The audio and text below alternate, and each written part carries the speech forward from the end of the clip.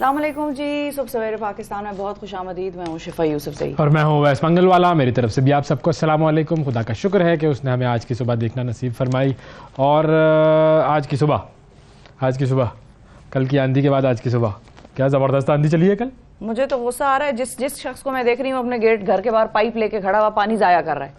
तो मैंने उनको बताया भाई बारिश हो जाएगी आज फिर शायद। अच्छा हाँ, आज क्योंकि 2 दिन का था। हाँ, तो फिर कहते हैं, फिर आगे से मुझे किसी ने कहा वो फलां साहब आ रहे हैं। मैंने कहा साहब को नहीं पता मुल्क में दुनिया में पानी खत्म हो गया है, ये बहाने के शशके वशके करने की जरूरत नहीं है, बारिश होगी ना यार, धुल जाएगा। कौन साहब आ रहे थे जिनके लिए धुलाई हो रही थी इतनी? अब नाम नहीं ले सकती ना। चलो ठीक है, कोई बात नहीं। कोई साहब आ रहे थे जिनके लिए धुलाई हो रही थी। भाई बारिश होने वाली है, बारिश हो जाएगी, सब धुल जुल जाएगा। अच्छा, लेकिन बस अब क्या कर सकते। और वो कल इस कदर शदीद आंधी कि कई अफराद उसमें जहाँ भाग हुए बेचारे, बहुत ज़्यादा लोगों का बड़ा मसला हुआ है। और अचानक से ये बारिश की प्रेडिक्शन आई, कोई ऐसा था नहीं कि जी बारिश होगी, बस अचानक से प्रेडिक्शन आ गई भाई 2 दिन बारिश होगी। चलो जी, अब जो बारिश, अच्छा पूरा दिन मैं सोचता रहा कि बारिश अभी हुई नहीं। बहुत शदीद गर्मी थी। ऐसी गर्मी मैं ये सोच रहा था कुछ नहीं हुआ कल। एक्चुअली असल में इस मरतबा जो गर्मियां हैं उसका पहला दिन कल था मेरे हिसाब से। तो कल की जो गर्मी थी ना, वो आगाज था गर्मियों का। बड़ी शदीद गर्मी थी वैसे। भाई ये जो अगले 5 साल हैं इनके लिए साइंसदानों ने प्रेडिक्शन कर दी है। और वो प्रेडिक्शन क्या है कि ये 5 साल ज़मीन की तारीख़ के गर्म तरीन साल होंगे। वो जो हम कहते हैं ना कि 1.5 डिग्री सेंटीग्रेड ज़मीन का टेम्परेचर एक होना चाहिए आइडियल टेम्परेचर, वो क्रॉस कर जाएगा। ये अगले 5 सालों के लिए पेशगोई है। हाँ, और हम पानी से जगह धो लेते हैं। हम वो छिड़काव नहीं होता, शाम को खड़े हैं छिड़काव कर रहे हैं।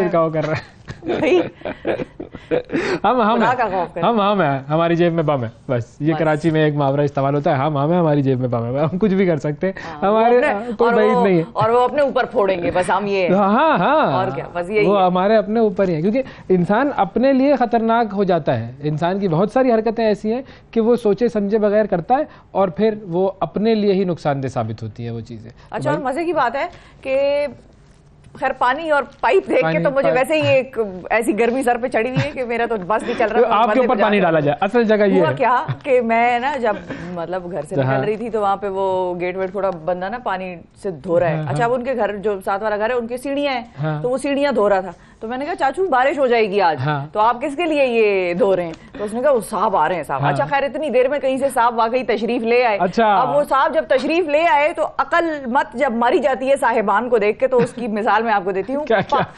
पानी छिड़क रहा था, ठीक है, पानी छिड़क रहा था, नहीं पानी छिड़क रहा था। सांप की गाड़ी देखी, गेट के आगे रुकी है ना, तो वो उसने ऐसे ही पाइप फेंका है।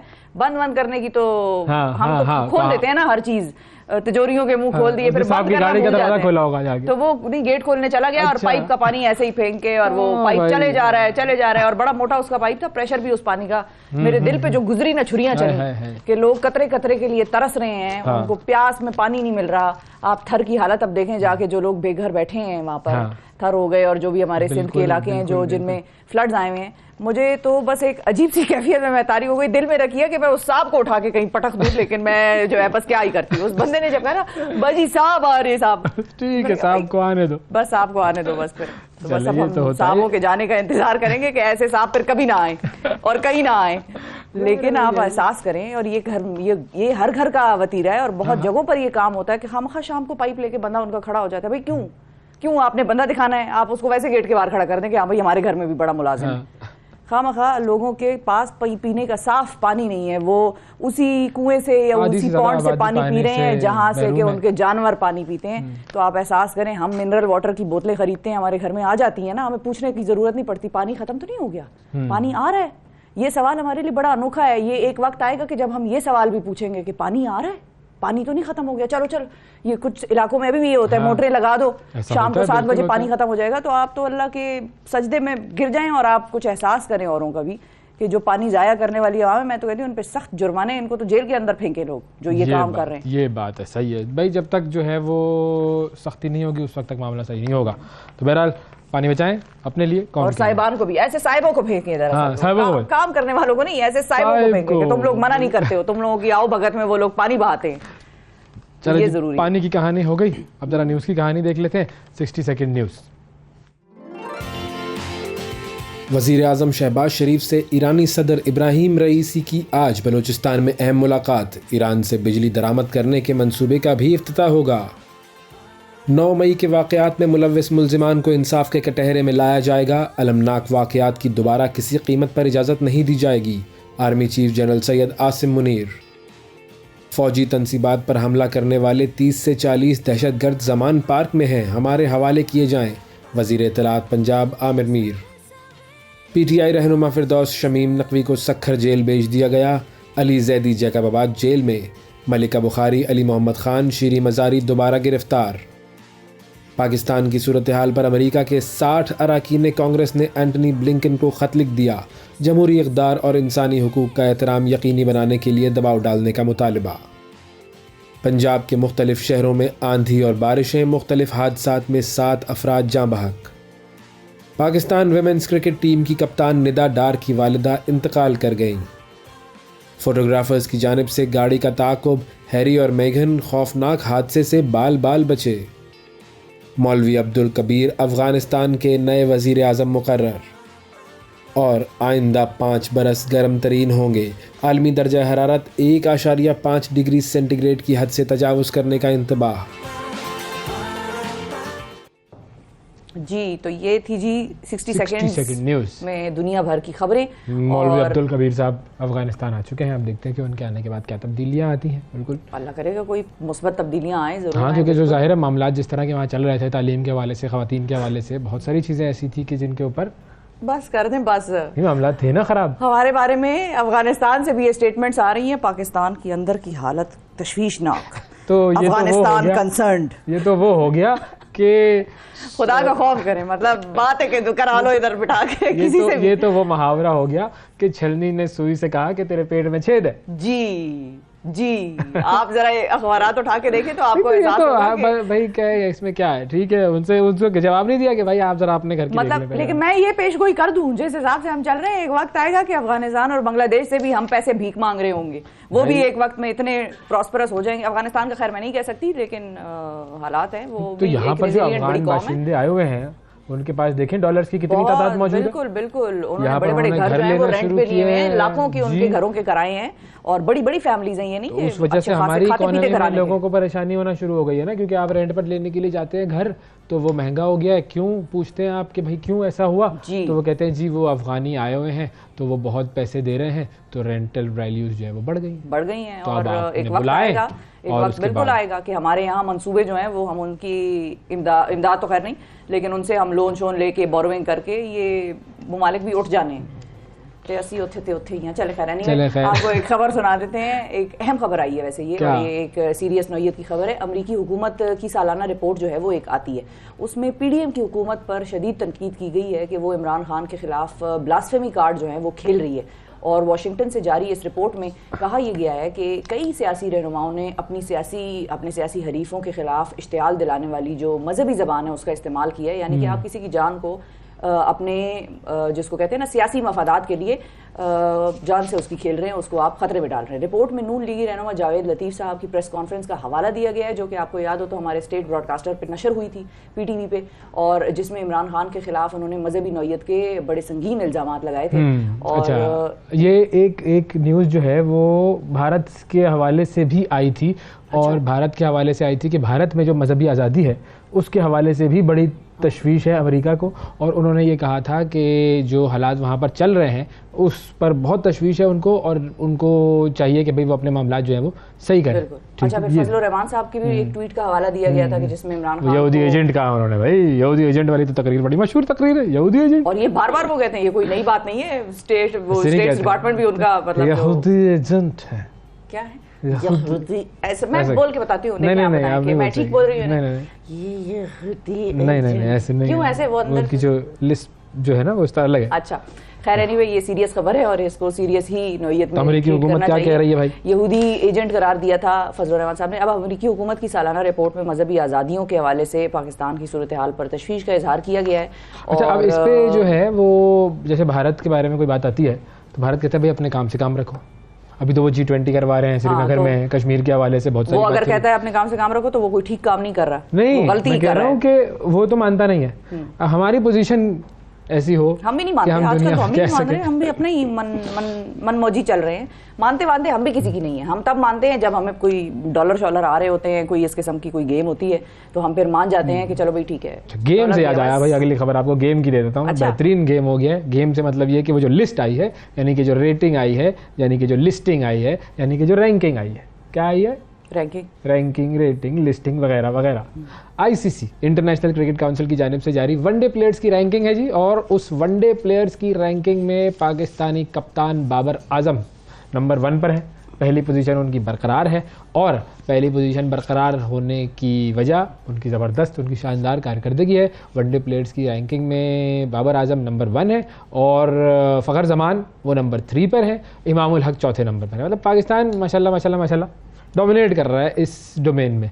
और जो भारत के जो साबिक कप्तान हैं विराट कोहली, जिनसे जाहिर है वो जो भी क्रिकेट देखने वाले लोग हैं वो सब उनके गेम के मद्दाह हैं, वो एक दर्जा उनकी तनज़्ज़ुल हुई है और वो 8वें नंबर पर आ गए हैं बेचारे।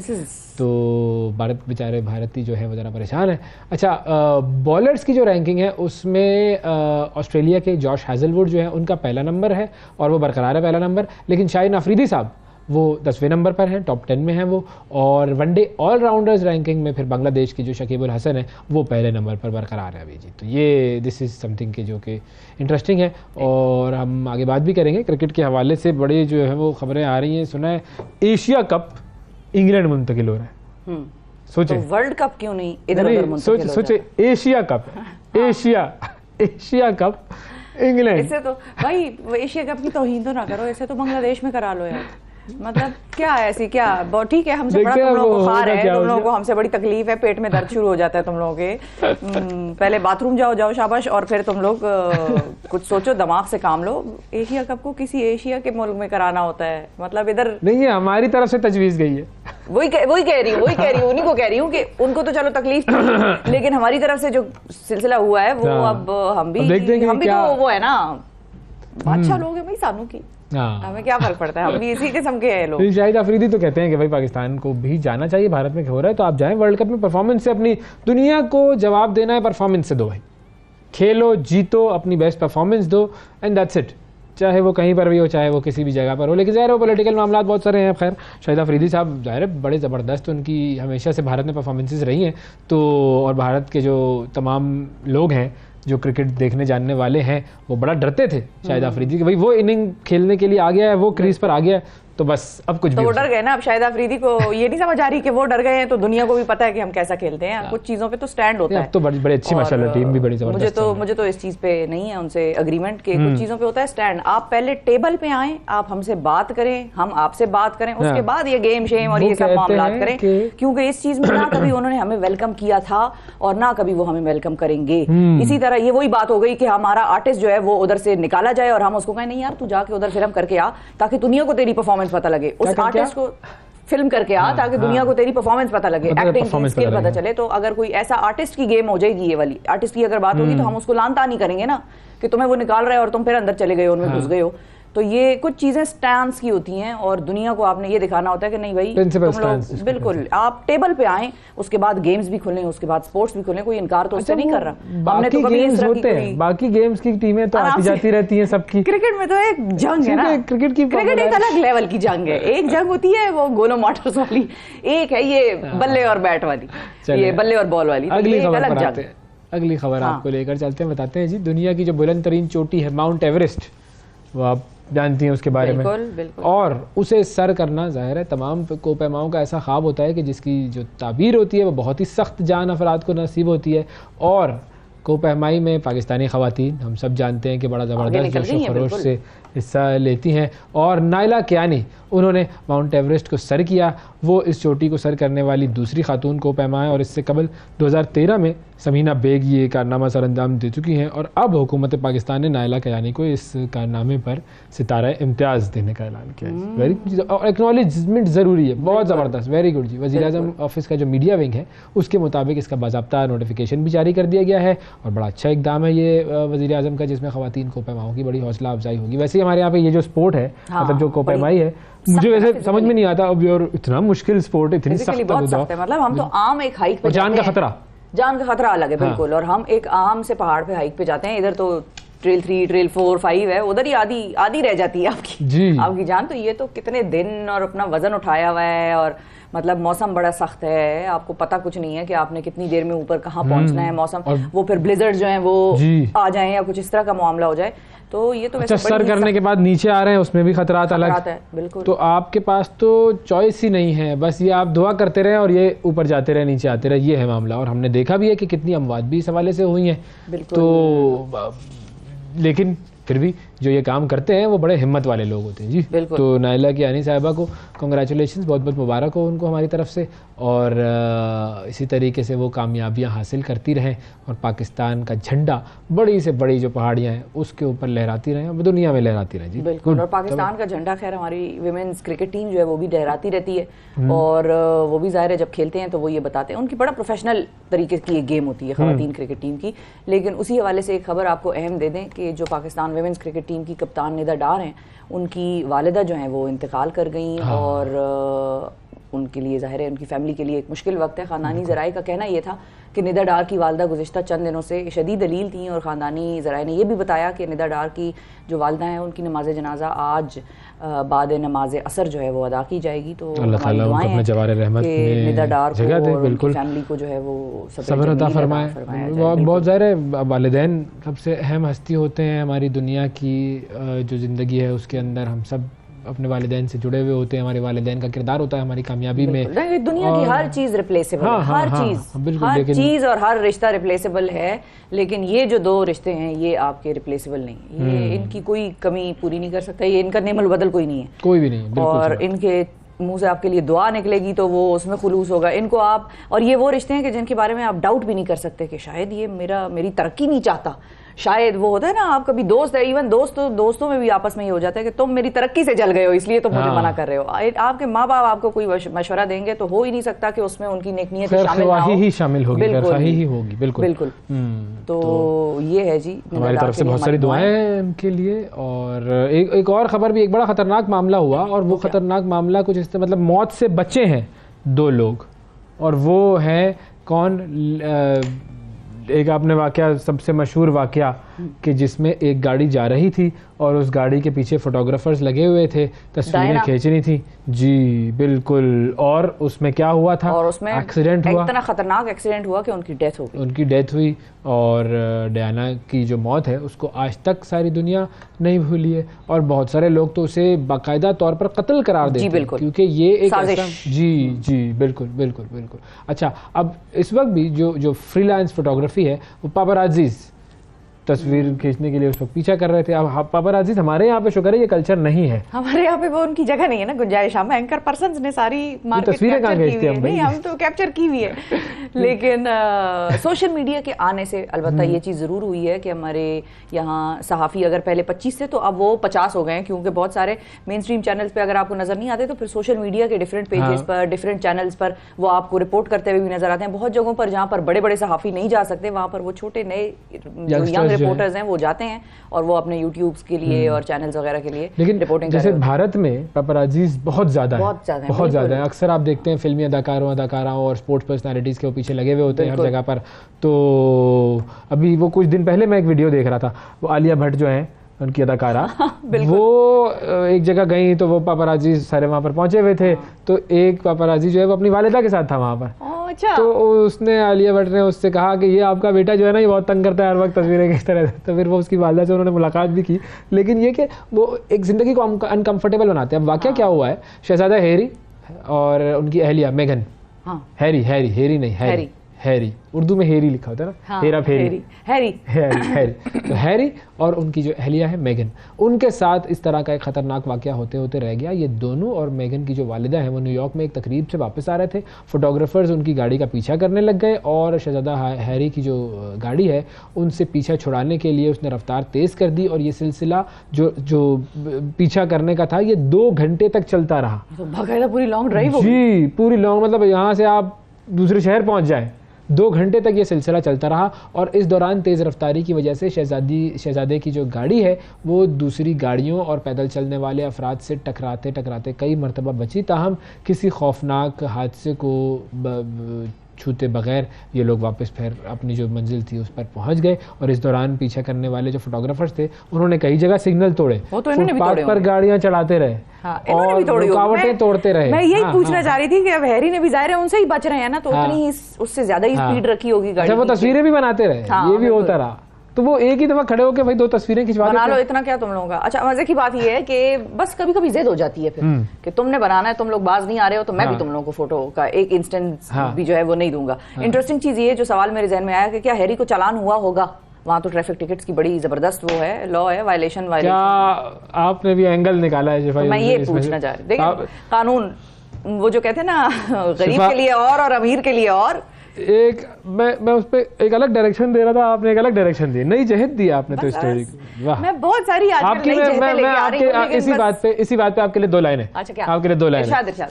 ये ले, ये 2 लाइनें आपके लिए। ये 2 लाइनें आपके लिए, यही 2 लाइनें आपके लिए भाई। ये मैं याद रखूंगी जिंदगी में। मेरी जिंदगी में 2 लाइनें एनलार्ज करा के घर में लगाऊंगी कि अवैस ने मुझे 2 लाइनें डेडिकेट की थी। तो है ना, 2 लाइनें नहीं है, आप बताएं। बिल्कुल, इसमें कोई झूठ नहीं है, बिल्कुल 100% सच है ये, बिल्कुल ये 2 लाइनें। अच्छा, एक और वाकया उसकी तरफ मैं आपको बताऊं कि ये तो हादसा होते होते बच गया, लेकिन एक हादसा हुआ अफ्रीकी मुल्क है मलावी। वहां पर एक बहुत अफसोसनाक वाकया पेश आया। उसमें एक बच्चा हलाक हुआ है, 23 अफराद लापता हैं। मलावी का है, दरियाए शायर। उसमें वो जो चप्पू से चलने वाली कश्तियां होती हैं, वो कश्ती जा रही थी पड़ोसी मुल्क है मोजम्बिक, वहां पर, और अचानक एक दरियाई घोड़ा, वो क्या, वो हिप्पोपोटामस, वो नुमादार हुआ और कश्ती से उसने अपने आप को टकराया और इस टकराव के नतीजे में कश्ती उलट गई। उसमें सवार अफराद बेचारे सब दरिया की नज़र हो गए। 37 अफराद उसमें सवार थे और उसमें से 13 अफराद को मौके पर वर्ल्ड फूड प्रोग्राम के जो अहलकार थे उन्होंने बचा लिया और बाकी अफराद अभी तक लापता हैं। तलाश उनकी जारी है, लेकिन ये कि 24 घंटे से ज़्यादा गुजर चुके हैं इस वाक़े को। तो उम्मीद ये है कि मतलब इम्कान ये है कि उनकी ज़िंदगी के बचने का इम्कान तो खैर बहुत ही कम है। दरियाए शायर में पहले भी बहुत सारे हादसा हुए हैं और इस इलाके में जो ये हिप्पोज हैं बहुत बड़ी तादाद में मौजूद हैं और कई बार इलाके के लोग हुकूमत से मुतालबा भी कर चुके हैं कि भाई इन जानवरों को वहाँ से मुंतकिल किया जाए, क्योंकि आवाम को बहुत सारे मसाइल का सामना करना पड़ता है, लेकिन अभी तक कुछ ऐसा सिलसिला हुआ नहीं है। बिल्कुल। ये भी एक वाकया जो है वो इस तरह का आया है सामने भाई। बिल्कुल बिल्कुल ठीक है जी। और बाकी वो ट्विटर के क्या आपने मामला बताए? बिल्कुल, ट्विटर के वाकयात ये हैं कि ट्विटर के मेरी ट्विटर टीचर है नाजरीन। हाँ, मैं इनकी ट्विटर टीचर हूँ और मैं उस पे इनके लिए 2 लाइनें जो हैं वो डेडिकेट करूंगी। ऐसे ये वो जैसे वो नोट फेंकते हैं ना, तो मैं ऐसे अवैस को 2 लाइनें डेडिकेट करूंगी ट्विटर पे। उसमें हुआ ये है कि मुख्तलिफ सोशल मीडिया प्लेटफॉर्म जाहिर है वक्तन फ़वक्तन अपने अपडेट्स जारी करते रहते हैं, आपस में उनका मुकाबला चलता रहता है, अपनी ऐप को वो बेहतर से बेहतर बनाने की कोशिश कर रहे होते हैं। अब ट्विटर और अपने सार्फिन को माइल करने के लिए नए फीचर्स भी मुतारिफ कराते हैं। अब सोशल मीडिया ऐप्स में जो ट्विटर है वो मकबूलियत की एक उरूज पर तो है ही। इलॉन मस्क ने कल किसी को शायद वो CEO बनाया, बिल्कुल खातून है, बिल्कुल। तो इलॉन भाई इस पे तो हम अलग से बैठेंगे और आपको भी मैं 2 लाइनें जो है वो डेडिकेट करूंगी। बिल्कुल।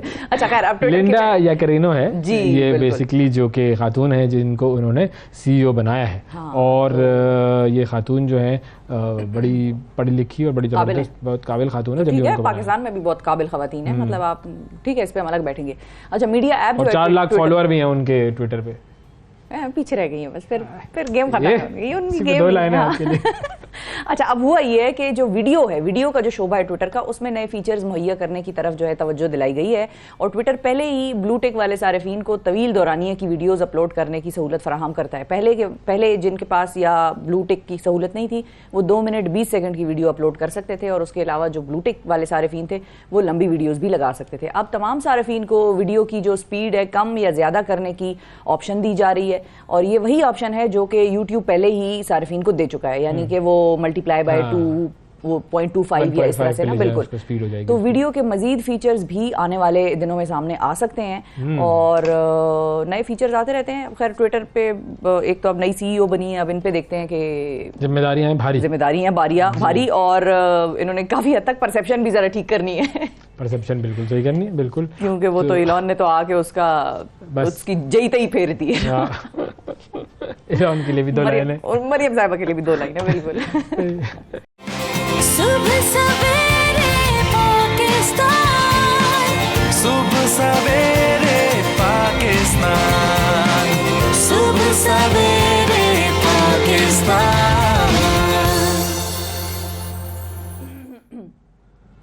वेलकम बैक जी। पाकिस्तान की धरती ने जहांगीर खान साहब और जानशेर खान जैसे स्क्वॉश के बड़े खिलाड़ियों को जन्म दिया, और अब उनकी जो जलाई हुई मशल है उसको नई नस्ल ने थाम लिया है और उसकी रोशनी फैलाने की पूरी कोशिश कर रहे हैं। खुशाइन बात यह है कि इस मशल को थामने वालों में ख़वातीन की तादाद बढ़ रही है, और वो इस मैदान में पाकिस्तान का नाम रोशन कर रही हैं। नई नस्ल की स्क्वॉश प्लेयर्स में महानूर अली और सहरिश अली 2 बड़े मारूफ नाम हैं।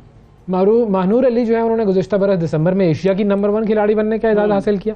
इस साल वो पहली पाकिस्तानी लड़की बन गई है जिन्होंने ब्रिटिश जूनियर स्क्वॉश चैंपियनशिप में हिस्सा लिया है।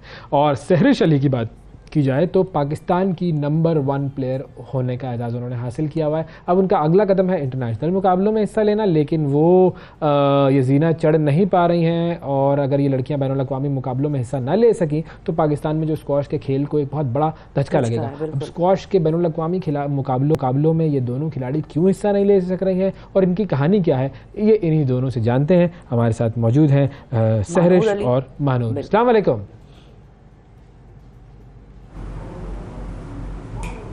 वालेकुम अस्सलाम। वालेकुम अस्सलाम जी माँ। थैंक यू जी, बहुत शुक्रिया सहरिश, आप दोनों ने हमारे प्रोग्राम के लिए वक्त निकाला, और आप दोनों एक एशिया की नंबर 1 एक पाकिस्तान की नंबर 1 माशाल्लाह। तो अब ये बताइए कि आप लोगों की कैटेगरीज कौन कौन सी हैं, और आप दोनों ने कब स्क्वॉश खेलना शुरू किया था? मैं अंडर 15 नेशनल नंबर 1 हूँ, और 2 साल पहले स्क्वॉश स्टार्ट किया था।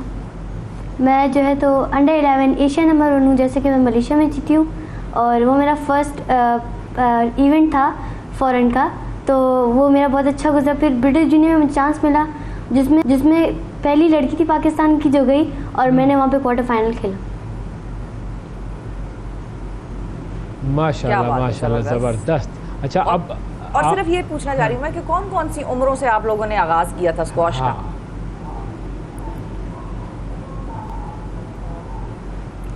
मैंने जो है तो बहुत छोटी उम्र में 9 साल की उम्र में स्टार्ट किया था।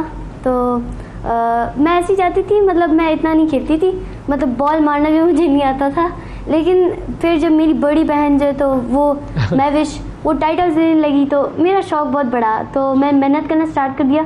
तो मेरे कोचेस, मेरे पापा मेरे साथ बहुत मेहनत कर रहे थे, और आज मैं यहाँ हूँ। मैंने 10 साल की उम्र में स्टार्ट किया था, और आप दोनों मैंने महविश और मानूर को देख कर स्टार्ट किया था। मेरा इतना शौक नहीं था, लेकिन अच्छा मेरा इतना शौक नहीं था, लेकिन दोनों को जब मैंने देखा अगर मुकाबला होता है तो फिर कौन जीतता है?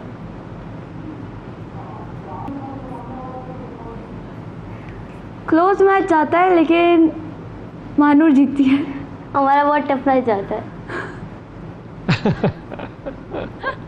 अच्छा, और आप लोगों की तीसरी बहन भी खेलती हैं? हाँ बिल्कुल, तीसरी बहन भी स्क्वॉश खेलती हैं, उनके टाइम बड़ी बहन खेलती है महविश अली। वो जो है तो जूनियर 19 नंबर 1 है, और अभी रिसेंटली वो सीनियर जीती है, मतलब पाकिस्तान नंबर 2 हो गई है अभी। तो ये तीनों आप बहनें जो हैं वो एक ही रास्ते पे चल रही हैं, आपको कोचिंग कौन करता है, और ये आप तीनों को आपके वालिदैन एक ही लाइन में लेकर आए हैं, ये उनकी कोई स्ट्रेटजी थी या आपका शौक था?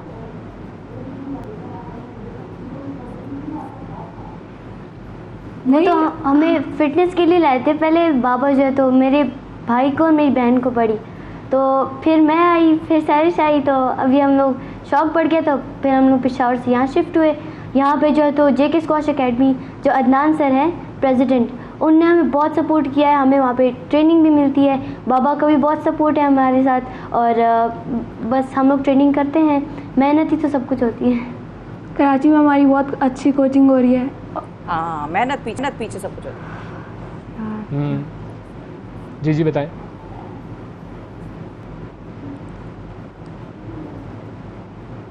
अच्छा, आप लोगों की ज़रा ट्रेनिंग का शेड्यूल और पढ़ाई का शेड्यूल भी ज़रा हमें बताएं, क्योंकि बहुत सारे बच्चों की अभी होनी है समर वेकेशंस। बिल्कुल। और वो समर वेकेशन में बेहतरीन जो है ना, वो मेहनत करके अपने मोबाइल फ़ोन्स पर गेम खेलेंगे, बहुत मेहनत करके वो सिर्फ और सिर्फ जो है वो बस वक्त ज़ाया करेंगे। बात ये कि तो आप लोगों का शेड्यूल क्या होता है, पढ़ाई का भी और खेल का भी?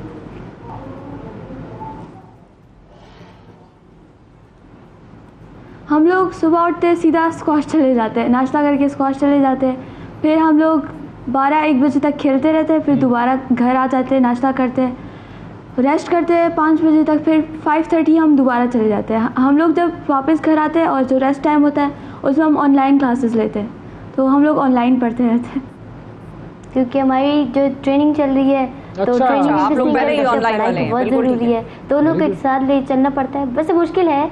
हाँ, ट्रेनिंग भी मिस नहीं कर सकते। हाँ। अच्छा, डेडिकेशन आप दोनों की बहुत ज़्यादा है टुवर्ड्स द गेम ऑल्सो और टुवर्ड्स पढ़ाई ऑल्सो। आप लोगों ने दोनों चीज़ों को साथ लेके चलने का भी एक दिखाया है हमारे बच्चों को, वरना वो कहते हैं हम खेल रहे हैं ना, गेम में बहुत अच्छे हैं, पढ़ के क्या करना, तो ये भी आप लोग बता रहे हैं। लेकिन अब ज़रा उस इशू पे आते हैं जिसकी वजह से आप लोग भी परेशान हैं, हम भी परेशान हैं, और बहुत से और खिलाड़ी भी परेशान हैं कि बैनुल-अक़वामी इवेंट्स में आप लोग नहीं जा सक रहे, हिस्सा नहीं ले सक रहे। उसकी वजह हम चाहेंगे कि ज़रा आप हमारी ऑडियंस को बताएं।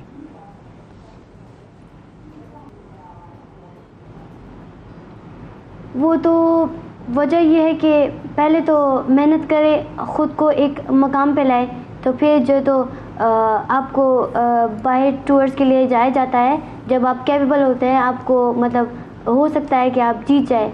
मैं भी वैसे मेरा फर्स्ट टाइम था, मुझे ख़ुद पे यकीन था कि इंशाल्लाह ये टाइटल तो मैं लूँगी।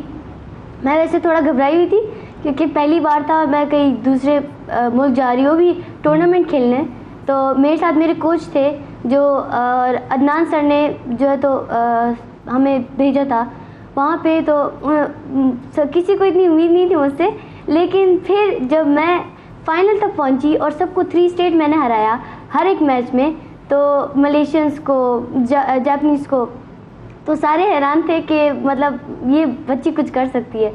तो फिर जब मैं फाइनल जीती तो हर जगह मतलब पाकिस्तान में एक शोर टाइप था कि छोटी सी बच्ची अंडर 11 की पहली गर्ल्स का टाइटल मैंने लिया, इससे पहले शायद किसी ने नहीं लिया था। और फिर पहली लड़की ब्रिटिश जूनियर जाने के लिए वहाँ पे मैंने क्वार्टर फाइनल खेला। वैसे वो मैं नेशनल टीम के साथ गई थी और मतलब वहाँ पे इतना अच्छा नहीं था, लेकिन बस चले ठीक ही था। लेकिन जो मेहनत थी बस वो मेरी मलेशिया में काम आई। सही है। तो अब फंडिंग के क्या इश्यूज हैं? अब आप लोग आगे नहीं खेलने जा सकते, फंड्स का प्रॉब्लम है कोई?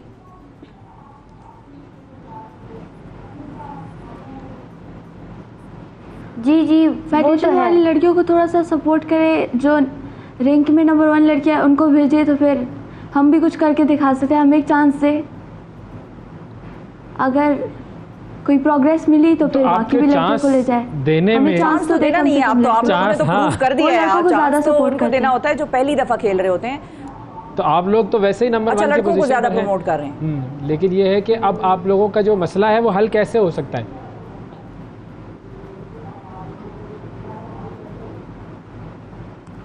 अगर हमें फेडरेशन सपोर्ट करे, फेडरेशन एसोसिएशन वो तो करती हैं, तो हम इंशाल्लाह बहुत आगे जाएंगे। हर एक टूर्स पर हमें भेजे, Malaysian junior, Asian junior, British junior, सबके लिए हमें भेजे, जैसे सारे लड़कों को भेजते हैं, तो फिर वैसे अच्छा होगा। अभी तो हम लोग जा रहे हैं, एशियन जूनियर खेलने और फेडरेशन की तरफ से चाइना में। इंशाल्लाह ये चांस हम नहीं मिस करेंगे और प्रूव करेंगे कि पाकिस्तान में लड़कियां भी आगे जा सकती हैं। चलो लड़कियां तो आगे जा चुकी हैं, आगे जा चुकी हैं, आपने ये बात प्रूव कर दी है। अब सिर्फ और सिर्फ ये है कि वो कितना मजीद आगे जा सकती हैं, दुनिया में कितना आगे वो जाकर अपने आप को, अब आपने एशियन नंबर 1 का तो रिकॉर्ड का जो टाइटल है वो तो हासिल कर लिया है, अब इंशाल्लाह वर्ल्ड नंबर 1 बनना है आपको। और उस चीज़ के लिए जितनी भी, एक तो मेहनत आपकी तरफ से है और दूसरा सपोर्ट फेडरेशंस की तरफ से, एसोसिएशंस की तरफ से, गवर्नमेंट की तरफ से, स्पॉन्सर्स की तरफ से, मीडिया की तरफ से, इन सब की तरफ से सपोर्ट चाहिए और वो सपोर्ट हमारी आपके साथ मौजूद है। बिल्कुल। और वो जो फंडिंग का प्रॉब्लम है वो हम जरा नाजरीन को थोड़ा और क्लेरिफाई कर दें कि नूरैना शम्स भी पाकिस्तान की एक बड़ी मायनाज स्क्वॉश प्लेयर हैं और उन्होंने अपने कुछ दिन पहले अकाउंट ट्विटर से ट्वीट की थी कि मैंने फलां कोई उनका भी कोई बैनुल-अक़वामी मुकाबला था, उसमें अपनी कागजात जमा कराए और अब मैं वो विड्रॉ कर रही हूँ इस बुनियाद पर कि मेरे पास फंडिंग नहीं है और मुझे स्पॉन्सर जो है वो नहीं मिल रहा। तो हमारे बहुत बहुत बेहतरीन खिलाड़ी ऐसे हैं जो कि जाकर अपने आप को प्रूव कर सकते हैं, पाकिस्तान को जितवा सकते हैं, लेकिन सिर्फ इस वजह से कि चूंकि पैसे नहीं हैं, फंडिंग नहीं है, स्पॉन्सर्स नहीं हैं और इन गेम्स को ज़्यादा तवज्जो भी नहीं मिलती, तो फिर इतने बड़े बड़े खिलाड़ियों का टैलेंट जो है वो ज़ाया हो रहा है। बिल्कुल सही बात है, ऐसा ही है और ये टैलेंट ज़ाया नहीं होना चाहिए। मानूर, सहरिश, आप लोगों के आइडियल प्लेयर्स कौन से हैं?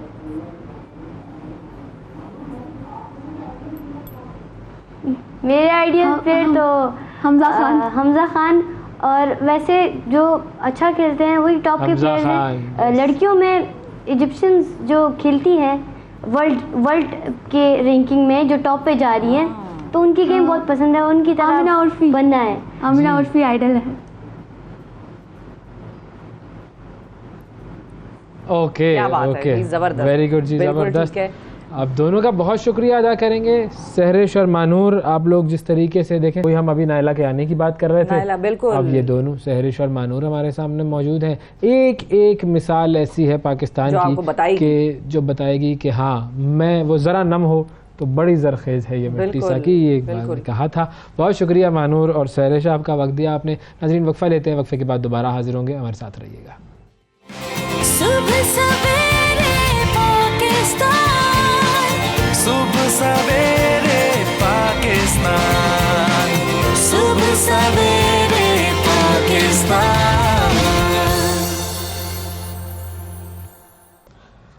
वेलकम बैक जी। अब एक छोटा सा गीत आपको सुनवाते हैं, बड़ा खूबसूरत गीत है, बड़ी मशहूर ये गज़ल है नासिर काज़मी साहब की। नूरजहां साहिबा ने गाया था इसको, नूरजहां साहिबा ने कमाल गाया था और उसके बाद फिर इसका एक रीमिक्स वर्जन, नया वर्जन जो है वो शफ़क़त अमानत अली ने गाया था। तो ज़रा वो मैं आपको दिखाता हूँ। फिर इसमें से कुछ बहुत आसान, क्योंकि नासिर काज़मी छोटी बहर के शायर थे, बहुत आसान अल्फाज वो इस्तेमाल करते थे, तो उनकी शायरी और उसमें कुछ ऐसे एक दो अल्फाज हैं जो आप सुनेंगे, आप कहेंगे हाँ ये भी तो हम इस्तेमाल कर सकते हैं, मगर क्यों नहीं करते। दिल धड़कने का सबब याद आया, वो तेरी याद थी अब याद आया। अब इसमें देखें, बहुत सादा सा एक लफ्ज़ है सबब। बिल्कुल सबब, और हम क्या कहते हैं? वजह, रीजन। एक हमारा अंग्रेजी, हम तो खैर वो बाइलिंगुअल होने के क्या रीजन है भाई, जरा बताइएगा क्या रीजन क्या है? हाँ, तो लेकिन ये कितना खूबसूरत लफ्ज़ है, सबब। इसके सबब, इस सबब।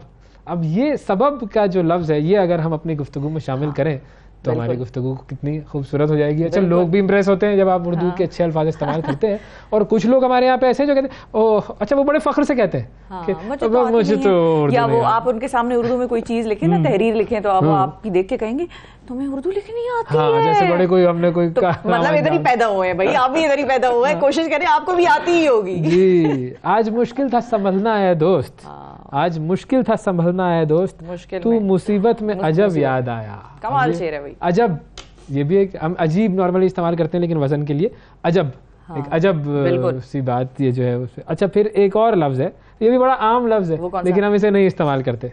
इसमें एक शेर है कि तेरा भूला हुआ नहीं, दिन गुजारा था बड़ी मुश्किल से, दिन गुजारा था बड़ी मुश्किल से, फिर तेरा वादा शब याद आया। वो जो शब के वक्त तूने वादा किया था, अब शब ये शब जो है बिल्कुल हम नॉर्मली इस्तेमाल कर रहे होते हैं, रात हाँ, अच्छा रात करते हैं हमारे घर में, खैर शब का जो वर्ड है वो जरूर इस्तेमाल होता है और शब बखैर के लिए। हाँ। और वो एक बाकायदा आदत है जो बच्चों में है, बिल्कुल। वो जाके ना सब बड़ों से मिल मिला के रात को जो है फिर सोते हैं। और ये पता नहीं आदत कैसे पड़ी, लेकिन बस पड़ गई। लेकिन शब बखैर सिर्फ वहीं तक रह जाता है जहां तक आप किसी को गुड नाइट या चलो तुम्हारी रात जो है वो खैर से गुजरे, बस इधर तक है। उसके अलावा हम रात का लफ्ज जितना आम तौर पे इस्तेमाल करते हैं उतना शब नहीं करते हम। बिल्कुल बिल्कुल। अच्छा, फिर कई लोग नजर से गुजरे, फिर कई लोग नजर से गुजरे, फिर कोई शहरे तरब याद आया। हाँ, शहरे तरब जो है वो है सिटी ऑफ म्यूजिक, अच्छा। मौसीकी का शहर। तो ये भी देखें, तरब एक बड़ा अच्छा एक इंटरेस्टिंग लफ्ज है, शहरे तरब याद आया। तो बाज़ औक़ात बहुत खूबसूरत अल्फाज हमें शायरी पढ़ने में मिलते हैं और हमारी कोशिश है कि हम इसी तरीके से आपके सामने लेकर आते रहेंगे रिमाइंडर्स। हाँ, याद दहानी करवाते रहेंगे, आपकी याददाश्त में ये चीज़ें ताज़ा करते रहेंगे। हमारी ज़बान है, खूबसूरत ज़बान है और इस ज़बान का इस्तेमाल हमें करना चाहिए, ज़रूरी है। बिल्कुल। और ख़ासतौर पर मीडिया पर बैठे हुए लोगों को, बिल्कुल, टेलीविज़न पर बैठे हुए लोगों को। वरना हम ऐसे ही तो नहीं याद रखते ना। आज जितने वो बड़े बड़े जो हमारे लेजेंड्स थे, बिल्कुल, जो मुस्तनसर हुसैन तारड़ साहब को या कुरैशपुर साहब को या उबैदुल्ला बेग साहब को, यूँ ही तो वो लेजेंड्स नहीं कहलाए। ज़बान पर, बयान पर, मौजू पर उबूर हासिल था मुकम्मल उन्हें। बिल्कुल, वही चीज़ हमें चाहिए। तो ये है जी, ठीक है जी। अच्छा, अब जरा हम आपको थोड़ा सा आगे लेकर चलते हैं। जी। और आगे हम कहाँ लेकर चलते हैं? आगे हम आपको यहाँ लेकर जा रहे हैं कि हमारे नुमाइंदे हैं जी। कौन हमें बताइएगा जरा। हमारे नुमाइंदे हैं ज़ीशान काका खेल। हाँ, वो एक बच्ची के साथ जो है, बच्ची बड़ी ज़बरदस्त टैलेंटेड बच्ची है, आज लड़कियों के लिए डेडिकेटेड है ये प्रोग्राम। और वो क्या फन पारे बनाती है, क्या पेंटिंग्स करती है। जी बताइए जी काका खेल साहब। जी सुबह बखैर। आज हम आपको एक ऐसे आर्टिस्ट के साथ मिलवाने जा रहे हैं जिनका कोई उस्ताद ही नहीं है। बचपन ही में जो स्कूल की कॉपी होते हैं उस पर कभी सेब बना लिया, तो कभी घोड़ा और या कोई और जानवर। उसी से इन्होंने जो है इनमें ज़ौक़ पैदा हुआ कि आर्टिस्ट बन जाए और अभी जो है सेकंड ईयर तक पहुंच गई है ये आर्टिस्ट। न सिर्फ ऑयल पेंटिंग बल्कि पेंसिल आर्ट, क्राफ्टिंग और मुख्तलिफ जो है आर्ट के, उसमें इनको फ़न हासिल है। इस वक्त पुगमई हमारे साथ मौजूद है, इनसे आपको मिलवाते हैं, इनसे बात करते हैं। मैं कॉलेज में पढ़ रही हूँ और मैंने जो है मुख्तलिफ आर्ट के मीडियम्स पर काम किए हैं और मैंने जो है थीम अपना जो सेलेक्ट किया और जिस पर मैं अभी काम कर रही हूँ वो वुमेन एम्पावरमेंट और चिल्ड्रंस के जो प्रॉब्लम्स है उनको मैं हाईलाइट करती हूँ अपने पेंटिंग्स में। और मैंने जो है 300 से ज़्यादा जो है आर्ट वर्क या क्राफ्ट बनाए और मुझे जो है अपनी फैमिली की तरफ से बहुत ज़्यादा सपोर्ट है और वो मुझे इस काम में बहुत सपोर्ट करते हैं। एक आर्टिस्ट को चाहिए कि वो अपने काम में हमेशा एक मैसेज को शो करे या हाईलाइट करे और फ्यूचर में जो है मज़ीद काम करे ताकि अपने माशरे का भी नाम बुलंद करे और अपना भी। जी बिल्कुल, जैसा कि आपने इनसे सुना कि इनका कोई उस्ताद नहीं है लेकिन इन्होंने अपना काम जारी रखा। यही वजह है कि अब तक दर्जनों पेंट्स बना चुकी है और इनका मकसद यही है कि दुनिया भर में अपने पेंटिंग के ज़रिए पाकिस्तान की नुमाइंदगी करे और पाकिस्तान का नाम रोशन करे। वाह जी, माशाल्लाह जी, ज़बरदस्त। अल्लाह आपको और तरक्की दे। वक्फा लेते हैं, वक्फे के बाद दोबारा हाजिर होंगे, हमारे साथ रहिएगा।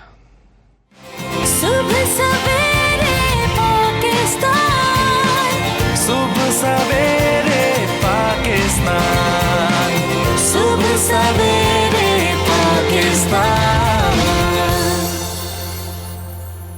वेलकम बैक जी। सुबह सवेरे पाकिस्तान में एक मरतबा फिर खुश आमदीद। खेलों की दुनिया में क्या हंगामा आराई जारी है, इस हवाले से हम बात करेंगे। हमारे साथ बड़े ख़ास मेहमान मौजूद हैं जो कि मुशीर खेल हैं पंजाब के और उन्होंने बहुत सारे इक़दामात का ऐलान किया है। बड़े ज़बरदस्त ऐलानात हैं और अगर इन ऐलानात पर अमल हो जाता है तो वाकई पाकिस्तान में जो स्पोर्ट्स फ्रेटर्निटी है, जो खिलाड़ी हैं, उनके लिए बहुत ज़्यादा बेहतरी की उम्मीद है। मुशीर खेल पंजाब जनाब वहाब रियाज साहब हमारे साथ मौजूद हैं। अस्सलाम वालेकुम वहाब साहब। जी वालेकुम अस्सलाम।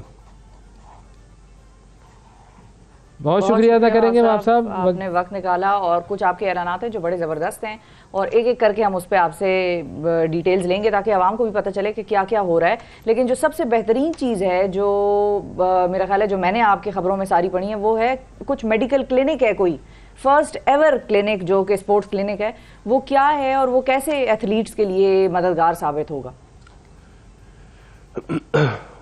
देखिए, ये जो फर्स्ट क्लिनिक जिसकी हम बात कर रहे हैं पंजाब स्पोर्ट्स बोर्ड की, इसमें बेसिकली हमारा एग्रीमेंट है कुछ डॉक्टर्स के साथ, और वो डॉक्टर्स जो हैं वो ऑन बोर्ड होंगे, और उसमें हम ये फैसिलिटेट करेंगे कि जितने भी हमारे प्लेयर्स हैं जिनको इंजरीज हो जाती हैं, जो पंजाब स्पोर्ट्स बोर्ड से ताल्लुक़ रखते हैं, जो कि पाकिस्तान को इंटरनेशनल लेवल पे रिप्रेजेंट कर रहे हैं, सो उनके लिए एक ये रीहैब सेंटर है जिसमें अगर किसी को कोई भी प्रॉब्लम होती है तो वहाँ पे डिफरेंट डॉक्टर्स होंगे, और वो डॉक्टर्स जो है वो हमारे जितने भी स्पोर्ट्स बोर्ड के जितने भी स्पोर्ट्समैन हैं उनको फ्री ऑफ कॉस्ट जो है वो देखेंगे, और उनकी रिहैब अगर उनको चाहिए या उनको किसी और चीज़ की फैसिलिटी चाहिए होगी तो they will be looking after it.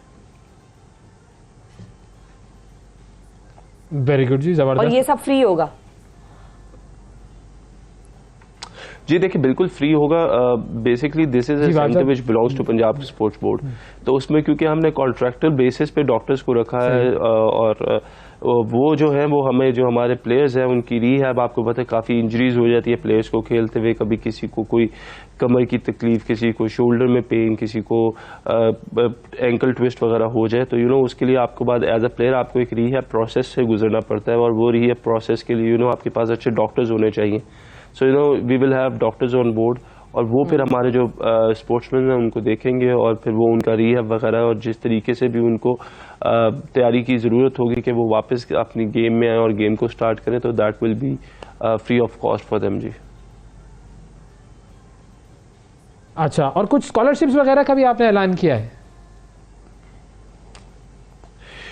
देखिए, स्कॉलरशिप्स का हमने ऐलान इस तरीके से किया है कि आपको पता है, अभी जिस दौरान गेम्स थी तो हमारे जो वज़ीर आला हैं उन्होंने क्या कहते हैं अनाउंसमेंट किया था 20 लड़कों को स्टाइपन, और ये पहली दफ़ा हुआ है हिस्ट्री में कि हम लोग पंजाब बोर्ड जो है वो स्टाइपन्स जो है उन्होंने अनाउंस किए हैं। और इसी तरीके से जो हमारा आगे प्लान है, क्योंकि हमारी कोशिश ये है कि हमारे पास बहुत ज़्यादा इंफ्रास्ट्रक्चर है और हमारे पास बहुत ज़्यादा फैसिलिटीज़ हैं, लेकिन उन फैसिलिटीज़ को बढ़ने के लिए हमारे पास वो स्पोर्ट्समैन नहीं है। सो इस दफ़ा जो हमारा मेन मोटिव है वो ये है कि हम स्पोर्ट्समैन को जो है वो हम लोग हेल्प आउट करें डिफरेंट चीज़ों में। और देखिए, इंटरनेशनल प्लेयर्स हैं जो शायद कुछ ऑलरेडी जो है कि कुछ डिपार्टमेंट्स में हैं और वो अंडर देम है, और उनको उनकी जॉब्स लगी हुई हैं, सो उनकी सैलरी वगैरह आती है, लेकिन काफ़ी ज़्यादा स्पोर्ट्समैन ऐसे हैं जो बेचारे जॉबलेस हैं, क्योंकि जो पीछे कुछ अरसा गुजरा उसमें जितनी भी स्पोर्ट्स थी उनको बंद करवा दिया गया था। सो अब हम लोगों ने ये इनिशिएटिव लिया है, क्योंकि ये हमारा, मुझे ऐसा लगता है कि ये हमारा बुनियादी हक है पंजाब स्पोर्ट्स बोर्ड। तो पंजाब को ओन करना पड़ेगा अपने प्लेयर्स को, वो रिस्पेक्ट देनी पड़ेगी, वो इज्जत देनी पड़ेगी उन स्पोर्ट्समैन को। और ऑब्वियसली आप जितने मर्जी अच्छे स्पोर्ट्समैन हैं, but financially you have to be very much कि आपका फाइनेंशियल जो एक एरिया है वो आपका कवर रहना चाहिए। तो हम लोग कोशिश करें कि जी हम 300 बच्चों को जो है वो ऑन बोर्ड करें, और उनके साथ जो है हम उनकी मेडिकल भी फ्री करें, प्लस हम लोग कोशिश करें कि उनको कॉन्ट्रैक्चुअल बेसिस पे हम लोग पर मंथ के हिसाब से जो है वो हम लोग उनको पे करें, और वो हमारे अंडर हो, हमारे साथ कॉन्ट्रैक्ट में हो। और अगर उनको कुछ कहीं बाहर आना जाना हो, कोई इंटरनेशनल इवेंट हो, तो हम लोग उसमें भी उसको सपोर्ट कर सकें। अच्छा, अब आपने हॉकी के हवाले से भी कुछ इनिशिएटिव्स का आगाज़ किया है। आपने गुज़िश्ता दिनों कुछ हॉकी प्लेयर से मुलाकात भी की थी, और उस खेल का रिवाइवल ज़ाहिर है हमारा कौमी खेल है, लेकिन दर्जा उसे कौमी खेल का वैसे नाम की हद तक तो है उसके पास, लेकिन तवज्जो उसके ऊपर हमारी तरफ से दी नहीं जाती इतनी।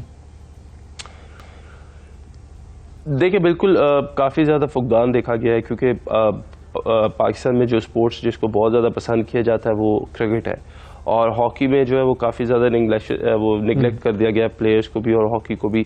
आई थिंक मुझे जहाँ तक लगा या जितना मैंने असेस किया कि आपस में बहुत ज़्यादा जो है वो जो है ना वो फेडरेशंस हो गई या स्पोर्ट्समैन हो गए या ओलंपियंस हो गए, उनका आपस में एक बहुत बड़ी ड्रिफ्ट है, और वो जो ड्रिफ्ट है ना उसकी वजह से जो सफ़र कर रहे हैं ना वो प्लेयर सफ़र कर रहे हैं। सो मेरा मोटिव ये है कि हम आके हॉकी को रिवाइव करें। हॉकी के प्लेयर्स, बहुत अच्छे अच्छे प्लेयर्स पाकिस्तान को मिले हैं, बड़े ओलंपियंस पाकिस्तान ने पैदा किए हैं, वर्ल्ड कप विनर हैं हम लोग, हॉकी में वर्ल्ड चैंपियंस हैं हम लोग। सो मेरा है कि हम लोग इस तरफ आए जिधर हम अपनी हॉकी को भी हम लोग जो है वो स्टेबल करें, और उसकी स्टेबिलिटी के लिए हमें काम जो है वो करना पड़ेगा। सो काफ़ी ज़्यादा चीज़ों को देख रहे हैं, और जिस तरह मैं ये बिलीव करता हूँ कि आजकल जो दौर है वो प्राइवेटाइजेशन का दौर है, और अगर हम अपनी जितनी भी चीज़ें उनको ज़्यादातर प्राइवेटाइज कर ले, और कंपनीज, बैंक्स और ये लोग अगर ओन करना शुरू कर दें, तो हमारे काफ़ी मसले जो हैं वो हल हो जाएंगे। सो अभी हम ये भी कोशिश करें कि जो हमारा नेशनल हॉकी स्टेडियम है, हमारी एक दो कंपनीज हैं उनसे बात चल रही है कि हम लोग उनके साथ वो प्राइवेटाइजेशन में हम उनके साथ जो है वो कॉन्ट्रैक्ट कर लें, जिधर हम उनको जो हॉकी स्टेडियम है वो उनको दे दिया जाए कुछ अरसे के लिए, लाइक 3 साल का कॉन्ट्रैक्ट हो जाए, 5 साल का कॉन्ट्रैक्ट हो जाए, और उसके बदले वो क्या करें कि वो हमें एटलीस्ट हॉकी के 3 से 4 टूर्नामेंट्स दें, जिस तरह हमने रमज़ान गेम्स में, जिसका एटलीस्ट जो विनिंग इंसेंटिव्स हो वो कम से कम विनिंग का 30 लाख और लूजिंग का वो कम से कम 20 लाख रुपया हो। और उससे ये होगा कि देखिए जब एक साल में अगर आपके 3 या 4 टूर्नामेंट शुरू हो जाते हैं और वो टूर्नामेंट्स बच्चे खेलते तो वो ऑटोमेटिकली एक तो इंटरेस्ट बच्चों का बढ़ेगा कि यार ठीक है कि अब इसमें इंसेंटिव्स आना शुरू हो गए हैं, पैसा आना शुरू हो गया, और जब पैसा आता है तो अट्रैक्शन ऑलरेडी बढ़ जाती है। पैसा किसी भी चीज़ में हो तो उसकी अट्रैक्शन होती है। सो उसमें क्या होगा कि अगर आपके प्लेयर्स को 3 से 4 अच्छे टूर्नामेंट्स मिल जाते हैं नेशनल लेवल पे, तो मेरा ख्याल है उससे गेम में भी बेहतरी आएगी, खिलाड़ियों में भी बेहतरी आएगी, और फिर हम लोगों के लिए पाकिस्तान में प्लेयर्स प्रोड्यूस करना ज़्यादा इजी हो जाएगा कि हम अपने पाकिस्तान टीम को प्लेयर्स प्रोड्यूस करें उसमें। सही है। तो भाव साहब, अब ये कितने अरसे का आप लोगों का प्लान है ये हॉकी का रिवाइवल? क्योंकि इसमें तो लग जाएगा कुछ टाइम, आप अगर नहीं होंगे ऑफिस में उस वक्त तो फिर कोई देखेगा आपके बाद आके, अगली हुकूमत किस तरह से इसको देखेगी, क्योंकि वो इंटरम सेटअप वाला मामला है। हमारे यहाँ तो वैसे भी होता है कि जो काम पिछले वाले ने किया है आगे वाले को हमेशा बुरा ही लगता है। आई थिंक आपने इस चीज़ को कवर कर दिया है, और बिल्कुल ऐसे ही है कि हो सकता है जब हम चले जाएंगे तो उसके बाद कोई जो भी लोग आएंगे वो इसको टेक ओवर करेंगे। तो देखिए हम लोग इसको इस तरह करते हैं कि हम लोग कोशिश करें कि कॉन्ट्रैक्ट या MOU साइन हो जाए। I think that is some legal binding, जो मेरा ख्याल है कोई भी आएगा बाद में ही has to go with it, क्योंकि आप किसी कंपनी को ऑन बोर्ड करेंगे so they need that assurance, और अगर उनको एश्योरेंस मिल जाती है in a form of a contract तो फिर जो है वो चीज़ें आपने देखा कि वो फिर उनको हटाना बहुत मुश्किल हो जाता है। प्लस हम एक नई चीज़ डेवलप करना चाह रहे हैं कि देखें इस 1 साल में आपको ये नहीं पता कि आपके इवेंट्स क्या हैं। सो कोशिश यह है कि हम 1 साल का कैलेंडर अनाउंस करें जो कि अगले 2-3 सालों के लिए रेगुलर कैलेंडर हो, जिसमें हर स्पोर्ट्समैन को पता हो कि यार मेरी जो स्पोर्ट्स डिसिप्लिन है, मुझे कौन से महीने में मेरा कंपटीशन आ रहा है, उसकी मुझे क्या तैयारी करनी है, उन कॉम्पिटिशन्स के क्या इनामात होंगे। हम हर एक चीज़ जो है वो ऑटोमेटिकली उस एक शेड्यूल में जारी करेंगे कि हम ये 1 साल का शेड्यूल कैलेंडर शेड्यूल जो है वो दे रहे हैं, ताकि लड़कों को पता हो कि उनको अचीव क्या करना है।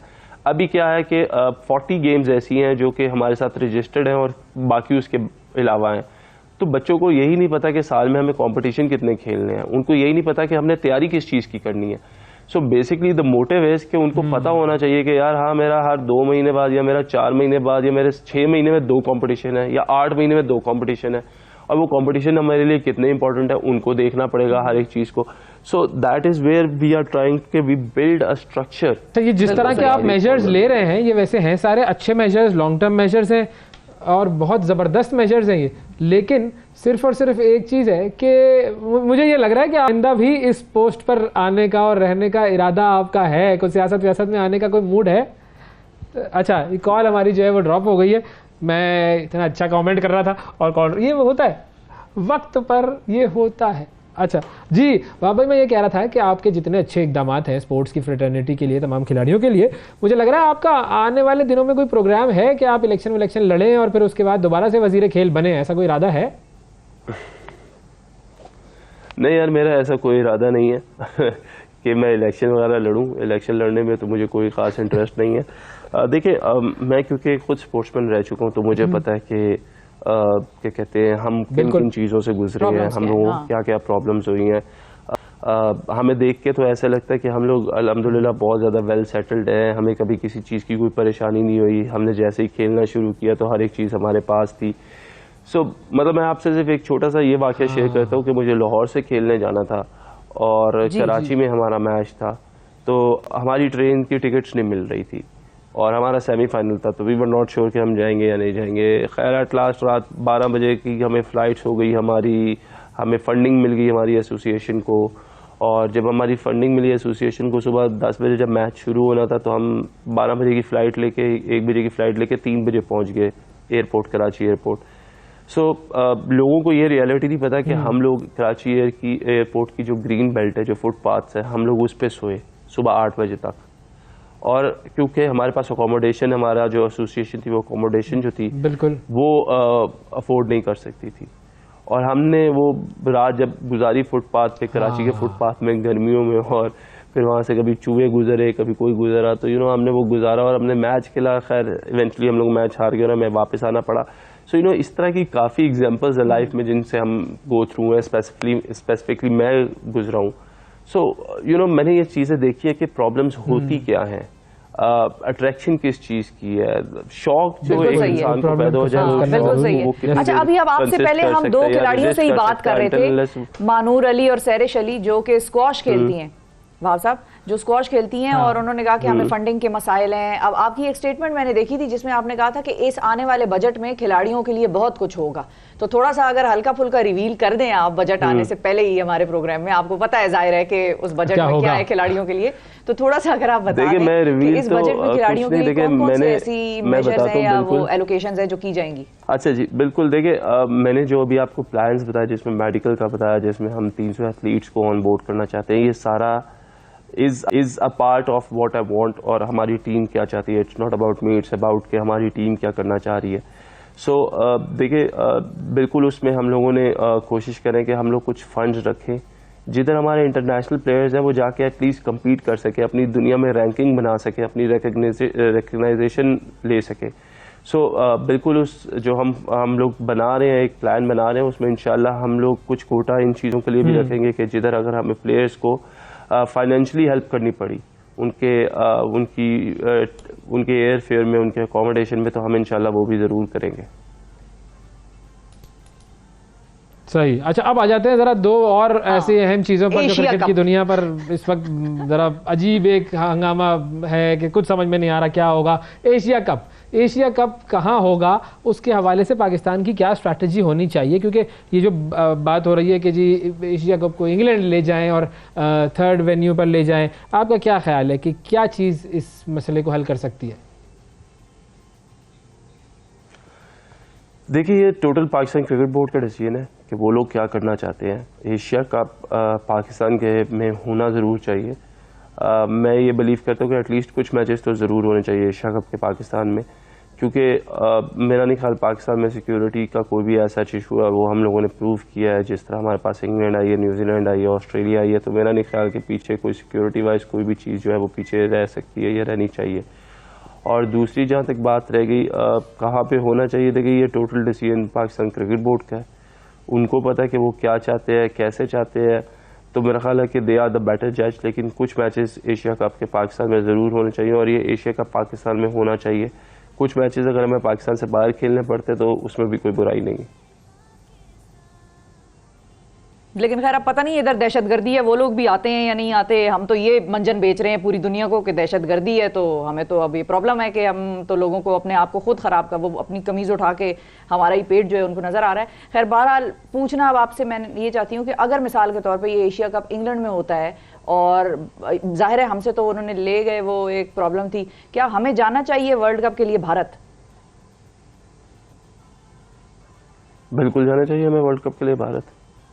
और मेरा ख्याल है it's about the world cup, it's not about के going to India, it's about the world cup and you want to be the world champions. उसकी एक बहुत बड़ी रिकग्निशन है, उससे पाकिस्तान का मोराल और ज़्यादा बढ़ेगा, पाकिस्तान का स्टेटस और ज़्यादा अच्छा होगा अगर आप वर्ल्ड चैम्पियंस बन जाते हैं। So you know this is all a part of it कि आप लोगों को खेलना चाहिए, बल्कि वर्ल्ड चैम्पियंस बन के आना चाहिए ताकि आगे से कोई आपको इनकार ना कर सके।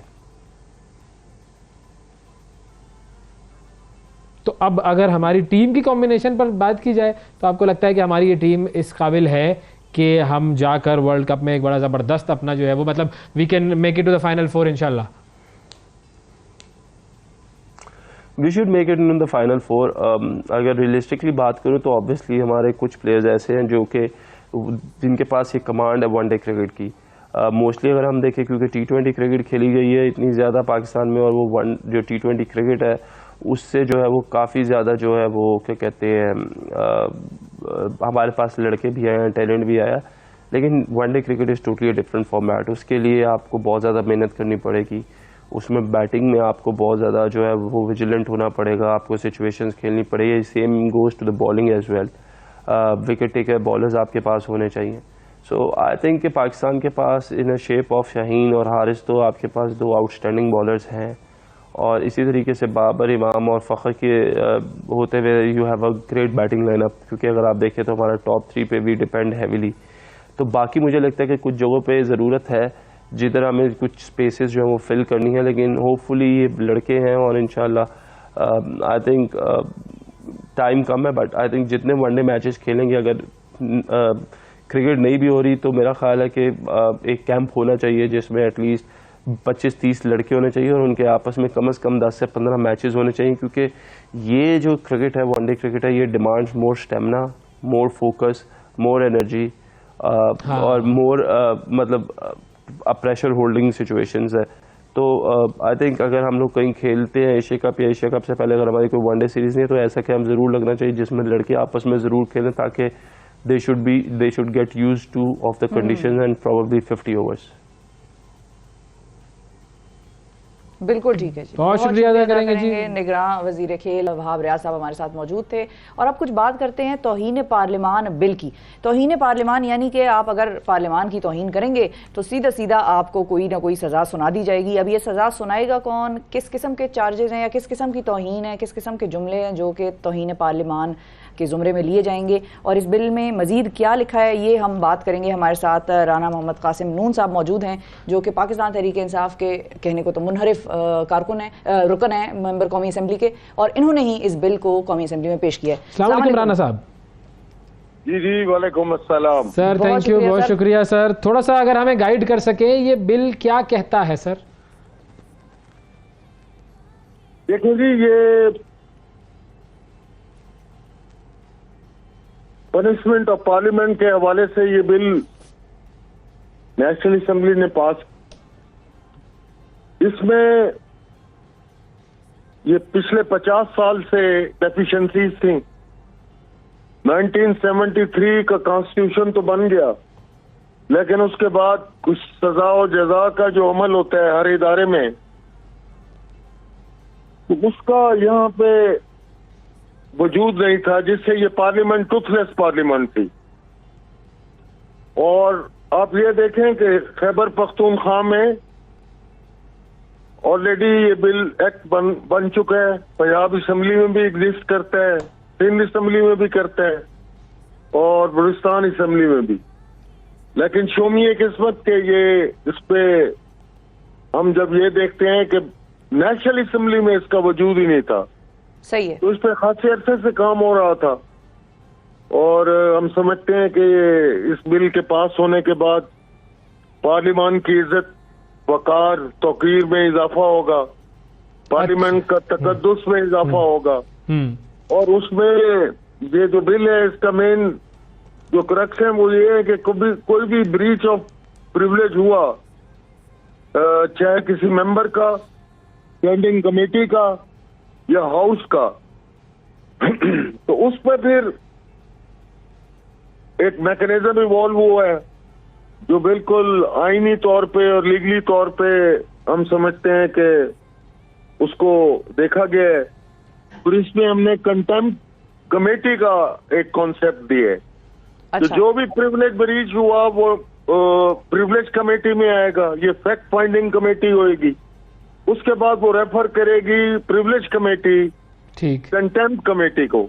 राना साहब ये बताइए कि इस बिल का इतलाक जो है वो आम आवाम पर भी होगा या कोई खास सिर्फ जो है वो असेंबली मेंबरान पर और मुख्तलिफ जो इदारे हैं उन पर होगा? एनी पर्सन जी, जो नेशनल पर्सन है, लीगल टर्म है। और इसमें ये है कि जो विलफुली कमेटीज को या हाउस को एविडेंस, कोई डॉक्यूमेंट्स या कोई कंसीलमेंट ऑफ फैक्ट कह लें या टेम्पर करेगा तो उसके खिलाफ ये कंटेम्प्ट तस्वुर की जाएगी, ब्रीच ऑफ द प्रिविलेज तस्वुर किया जाएगा। और उसके बाद फिर ये है कि ये कंटेम्प्ट कमेटी जो बनाई जा रही है, it shall be consisted on 5 members जी। ओके, सही है। एक मेंबर नेशनल असेंबली से स्पीकर नॉमिनेट करेंगे, एक मेंबर जो ट्रेजरी बेंच से होगा, एक member national assembly leader of opposition की कंसल्टेशन से होएगा और 2 सेनेट से मेंबर्स होंगे, एक सिमिलरली एक फ्रेरी से और एक अपोजिशन से। अच्छा, तो थोड़ा सा इसका एग्जांपल अगर है, हाँ, ये तौहीन की एग्जांपल जो है वो आम आदमी को इस तरह से नहीं समझ आएगी कि ब्रीच ऑफ फलाना या वायलेशन या इस तरह से। अगर आप कुछ एग्जांपल से बता सकें कि क्या इसमें जुमले भी होंगे कि किसी ने किसी के बारे में, और अच्छा, क्या अब ये तौहीन पार्लियामेंट बिल सिर्फ पार्लियामान के हवाले से किसी जुमले पे किसी शख्स पे लग सकता है, या पार्लियामान के किसी मेंबर के ऊपर आपने कोई बात की है, उस पर कोई इल्जाम लगाया है? जैसे सियासतदान आपस में एक दूसरे के बारे में बहुत सारी बातें करते रहते हैं, या मिसाल के तौर पर किसी शख्स ने, आम आदमी ने कह दिया कि भाई ये तो असेंबली सही नहीं है, ये कोई ऐसा जुमला जो गैर पार्लियामानी जबान होती है जो कि पार्लियामान के अंदर on the floor of the house इस्तेमाल कर रही है, क्या उसको भी ये जुमरे में लाया जाएगा कि वो भी तौहीन है पार्लियामान की? देखिए जी, ये बड़ा ब्रॉड बेस्ड है, इसमें एनी पर्सन मैंने अर्ज किया है, और उसमें जो एनी पर्सन होते हैं वो लीगल टर्म्स में नेचुरल पर्सन जिसको कहते हैं। इसमें ये है कि जो भी प्रिविलेज ब्रीच होता है, कोई रियासती इदारे करते हैं या आईनी इदारे करते हैं, तो उसके खिलाफ नेशनल असेंबली की कमेटी ऑलरेडी एग्जिस्ट करती है जिसका मैं चेयरमैन हूँ। जी बिल्कुल। और rules of procedure and privileges, उसमें जब प्रिविलेज मोशन आ जाता है तो फिर गवर्नमेंट फंक्शनरीज या दूसरे जो रियासती इदारे हैं वो अवॉइड करते हैं आने से, जिससे कमेटीज का जो वर्किंग है वो मुतासर होती है। सही।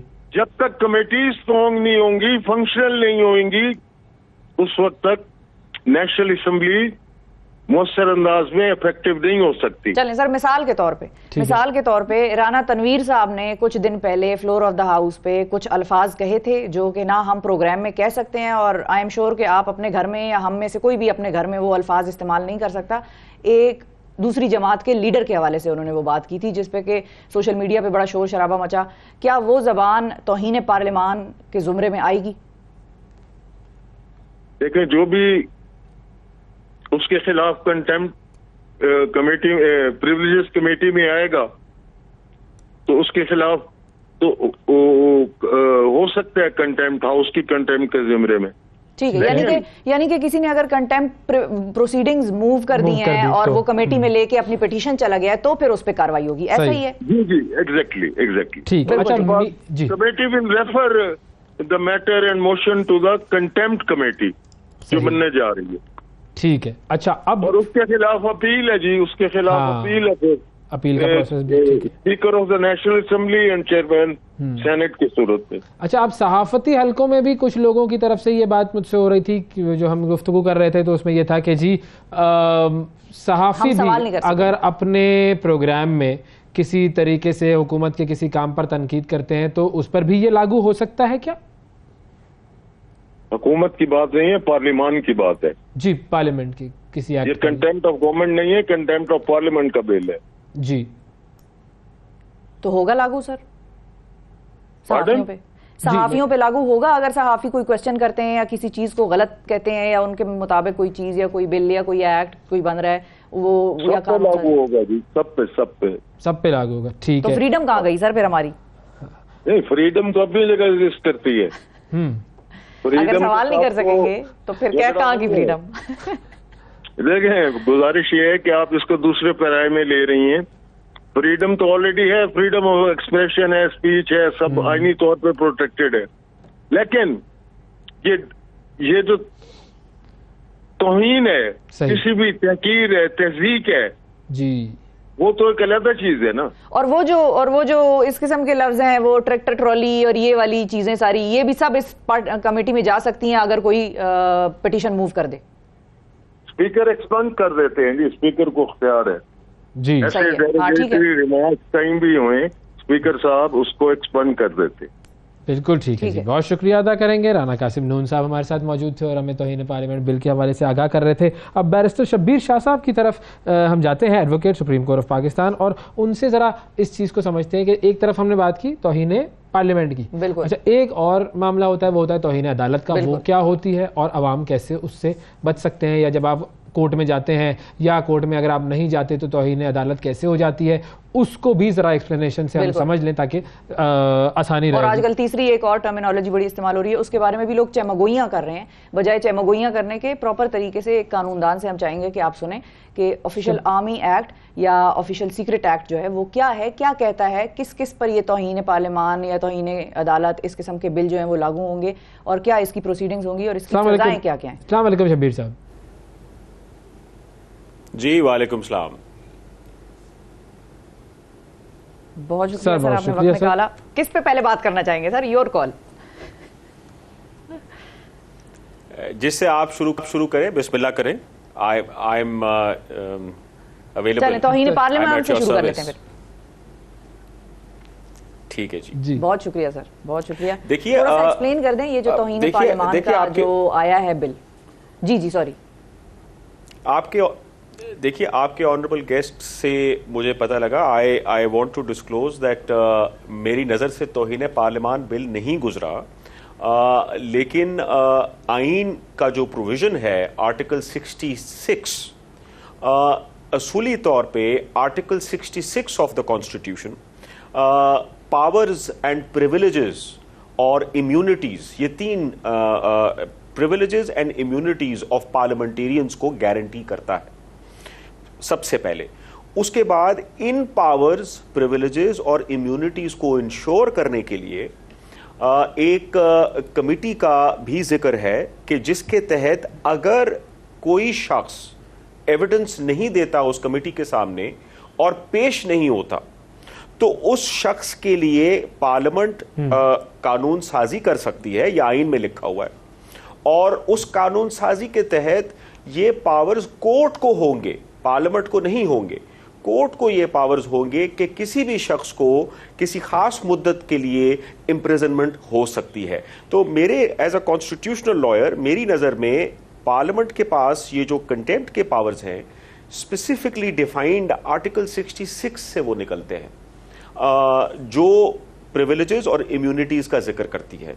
अब उसमें मैं आपको बता दूं कि जैसे पिछले दफ़ा हमने देखा भी है कि कई दफ़ा लास्ट टेन्योर में इमरान खान साहब की गवर्नमेंट में भी जब नैब के चेयरमैन को बुलाया गया तो उस ज़माने में ये था कि नैब के चेयरमैन को सवाल ये उठा कि क्या चेयरमैन नैब को पार्लियामेंट्री कमेटी बुला सकती है या नहीं बुला सकती।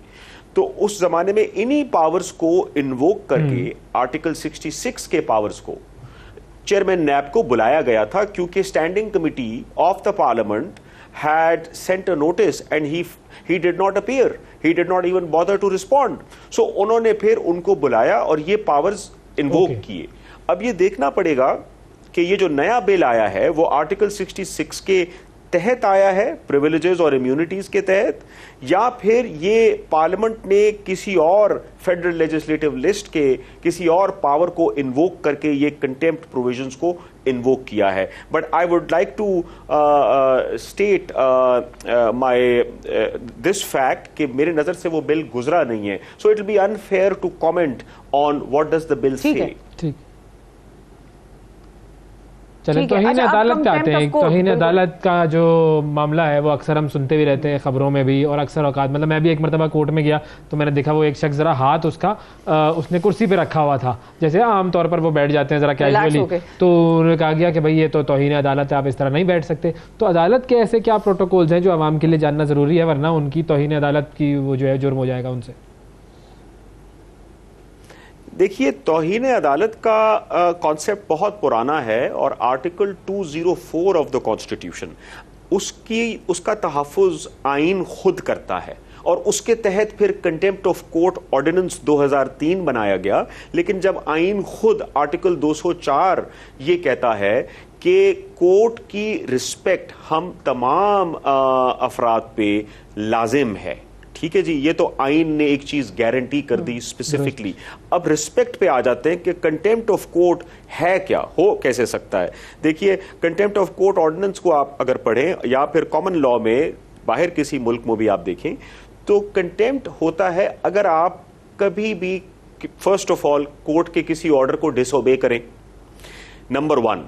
If you disobey any order passed by the court. Court कहती है आपको स्टे हो गया, कोई ऑर्डर हो गया और आप उसकी कंप्लायंस नहीं करते तो कंटेम्प्ट हो जाता है। ये एक तरीका है स्ट्रेट फॉरवर्ड कंटेम्प्ट का। दूसरा, आप अगर कोर्ट या किसी जज को, क्योंकि जज भी कोर्ट का पार्ट है, उसको आप रिडिक्यूल करते हैं या उसके ओपिनियन को, criticism is fine, criticism is allowed, but अगर आप किसी जज को पर्सनल अटैक्स करते हैं सच दैट कि वो जज या कोर्ट रिडिक्यूल होता है, ठीक है, वो कंटेम्प्ट ऑफ कोर्ट है। कोर्ट के अंदर अगर आप किसी के साथ हाथापाई करते हैं वो कंटेम्प्ट ऑफ कोर्ट है। किसी जज के साथ अगर आप बदतमीजी करते हैं वो कंटेम्प्ट ऑफ कोर्ट है। उसमें पावर्स हैं। एक बात आपके तवज्जुह से, क्योंकि आपका मॉर्निंग शो है और लोग काफ़ी आपको सुनते हैं आपके मीडियम के थ्रू, ये बात मैं वाज़ेह करना चाहता हूँ कि आप देखेंगे कई, ये जजेस पे डिपेंड करता है। कई जजेस नरम गोशा होते हैं और वो कंटेम्प्ट के पावर्स को फोर्सफुली इस्तेमाल नहीं करते। और इंग्लैंड में देखा गया कि कई दफ़ा ये डिबेट थी कि फ्रीडम ऑफ एक्सप्रेशन तो versus the contempt of court powers, because हर आदमी का ये फंडामेंटल राइट है कि वो अपने आप को एक्सप्रेस कर सके। फॉर एग्जाम्पल, अगर वो किसी जजमेंट से अग्री नहीं करता तो वो उसको ये आज़ादी होनी चाहिए कि वो एक्सप्रेस कर सके, मैं इस जजमेंट से इत्तेफाक नहीं करता। तो आपके थ्रू मैं ये बताना चाहता हूँ कि अगर आप या कोई भी आदमी सुप्रीम कोर्ट की किसी भी जजमेंट से अग्री नहीं करता तो वो ओपनली कह सकता है कि I in my personal opinion feel that this judgment is not according to law. ये उसका बुनियादी हक है, ये कंटेम्प्ट नहीं होगा। ठीक है, सही ये सही, आप मैं क्लैरिफाई करना है। सही सही। अच्छा, साथ में ये भी बताते चले सर कि जो रिफ्यूजल है वो भी कंटेम्प्ट के जुमरे में नहीं आता। बहुत से लोग इसको कंफ्यूज कर देते हैं कि अगर आप ये कह दें कि भाई मुझे फला जज पर या फला जो डिसीजन मेकर हैं उनके बारे में मैं कॉन्फिडेंट नहीं हूं, तो वो रिक्यूज भी कर लेते हैं जज बहुत मर्तबा, तो उसको भी कंटेम्प्ट के जुमरे में नहीं लाया जाता। ऐसा ही है? ये बात बिल्कुल ठीक है। इसके दो पहलू हैं। मैं आपको I will be failing in my duty if I were not to shed light on the other aspect of it. ये सर वी गॉट 30 सेकंड्स, तो अगर थोड़ा सा जल्दी से। कई क्लाइंट्स ऐसे करते हैं कि वो खामखा में जज के सामने कहते हैं हमें आप पे एतबार नहीं है। ये जज का सवाबदीद है कि वो डिसाइड करता है कि मैं ये केस सुनूंगा या नहीं सुनूंगा, ये जज का सवाबदीद है। लेकिन ये ऑब्जेक्शन उठाना इज नॉट कंटेम्प्ट। बिल्कुल सही है जी। बहुत शुक्रिया अदा करेंगे जी। बैरिस्टर शबीर साहब हमारे साथ मौजूद थे। नाज़रीन, वक्फा लेते हैं, दोबारा हाजिर होंगे। सुबह सवेरे पाकिस्तान, सुबह सवेरे पाकिस्तान, सुबह सवेरे पाकिस्तान। वेलकम बैक जी।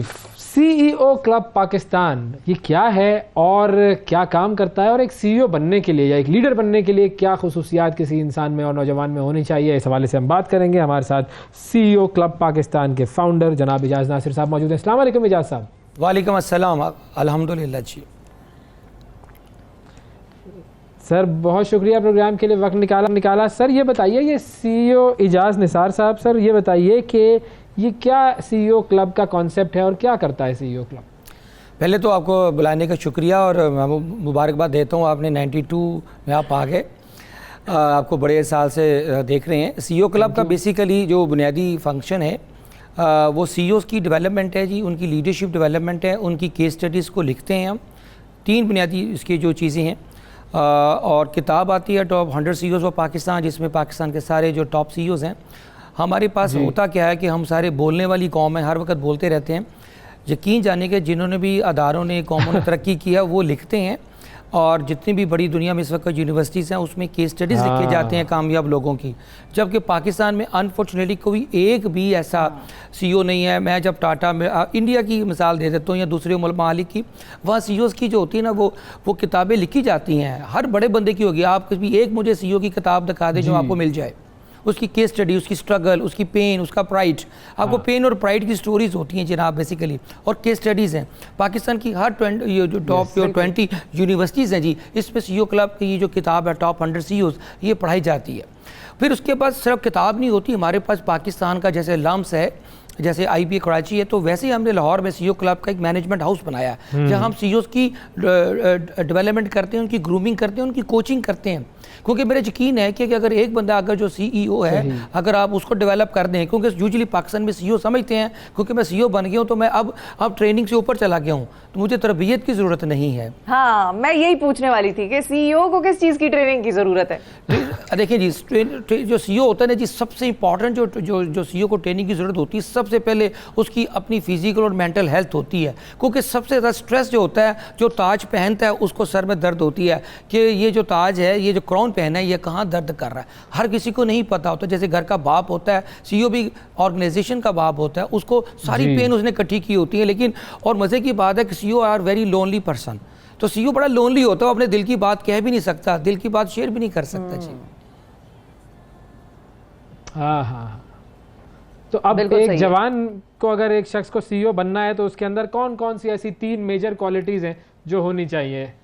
सबसे पहले तो जी जो होता है ना, जिसको हम कहते हैं कि पंजाबी का एक लफ्ज़ है, सबसे बड़ा एक जो मैं समझूँ, बड़े ये फ्रीक्वेंटली आस्क्ड क्वेश्चन है कि जहाज़ एक एंटरप्रेन्योर बनने के लिए, CEO बनने के लिए, अपनी कंपनी को लॉन्च करने के लिए क्या चीज़ चाहिए?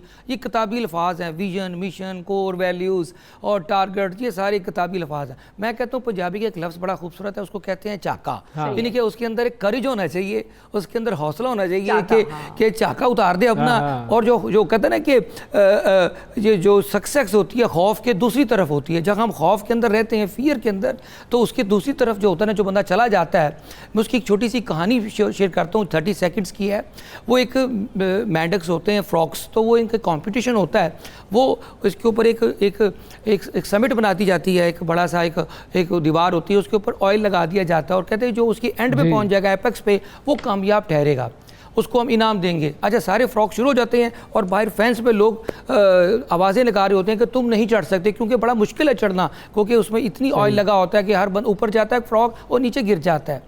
एक जो होता है ना कोई सर फिरा सा फ्रॉक, वो ऊपर ना पीक पे पहुंच जाता है, समिट पे, तो सारे उसको एक जर्नलिस्ट आके मंगल साहब आप जैसा दोस्त आके उसे इंटरव्यू करता है कि आपकी कामयाबी का राज क्या है जनाब CEO साहब, आपने तो सब पीछे छोड़ दिया, आप ऊपर चले गए। कहता है जी पहली बात तो यह कि मुझे सुनाई नहीं देता। जो बंदा चारों तरफ से जो आवाजें आती है कि तुम नहीं कर सकते, तो आप वो ये बताएं, वो सुनते ही नहीं है जी उसको। हाँ, करने का एक जज्बा, हौसला होना चाहिए, वो असल चीज है। अब आपका जो असल सवाल है उसकी तरफ, उसकी भी आ जाता हूं। शुक्रिया अदा करेंगे आपका। तीन पॉइंट्स बता देता हूं जाते जाते, हमारा आखिरी 30 सेकंड रह गए सर। 30 पॉइंट्स है। नंबर 1, सबसे इंपॉर्टेंट जो स्किल है किसी भी CEO बनने के लिए चाहिए, वो डिसीजन मेकिंग है जी। सबसे बड़ा कुव्वत फैसला। हम सारी जिंदगी दूसरों के कंधों पे रख के चलाते हैं। सेकंड चीज होती है आपका सुगन। परफेक्ट, ठीक है। वो इकबाल ने कहा था, ये सारी चीज़ों को समेट देता हूँ, बात खत्म करता हूँ कि निगे बुलंद, सुगन दिल नवाज और जान पुरसोज, यही का रखते सफर मीरे कारवां के लिए। तो these are the 3 ingredients for to become a CEO। बिल्कुल बिल्कुल सर, इस पर डिटेल में भी इंशाल्लाह बात करेंगे आपके साथ। इस्लामाबाद में जब आप लाएं तो आपको बुलाएंगे हम अपने शो में। और नाज़रीन, आज के प्रोग्राम में इतना ही। अपने मेहमान का बहुत शुक्रिया अदा करेंगे। आपसे कल मुलाकात करेंगे। अल्लाह हाफिज़। अल्लाह हाफिज़।